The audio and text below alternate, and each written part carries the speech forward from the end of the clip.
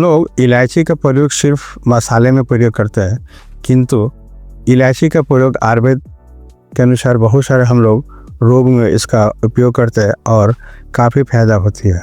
पहला, अगर मुंह में छाले पड़ गए हैं तो इलायची को पीस कर और उसमें थोड़ा सा मधु मिलाकर, हनी को छाले की जगह पर अगर आप लेप करते हैं और 5 से 10 मिनट रख कर फिर उसको गार्गल कर लेते हैं तो आपको छाले में काफ़ी हद तक फ़ायदा मिलेगी।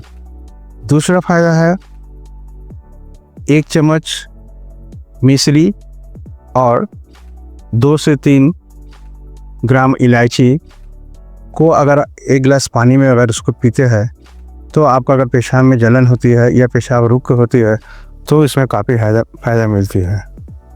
तीसरा है, अगर आपको हिचकी आ रही है तो 2 इलायची और 3 लौंग को चाय की तरह 1 कप पानी में बॉयल करके इसको पीजिए तो आपको हिचकी रुक जाएगी। अगर एक बार करने में अगर नहीं हिचकी रुक रही है तो आप 2 से 3 बार में इसका प्रयोग कीजिएगा तो आपकी हिचकी में काफ़ी राहत मिलेगी।